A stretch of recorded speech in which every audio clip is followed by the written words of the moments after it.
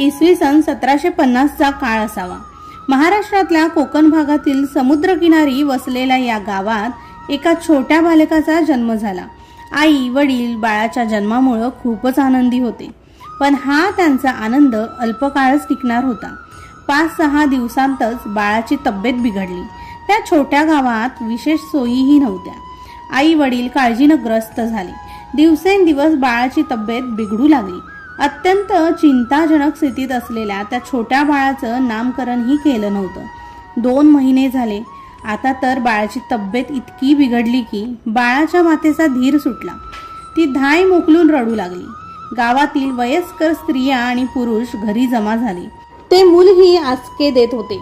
कर्दळी वनात आपल्या गुहेत ध्यानस्थ बसलेल्या योगीराजांना त्या 2 महिन्याच्या छोट्या बाळाच्या मातेचा आक्रोश कानी पडला। मुलाची आई अत्यंत तीव्रतेने परमात्म्याची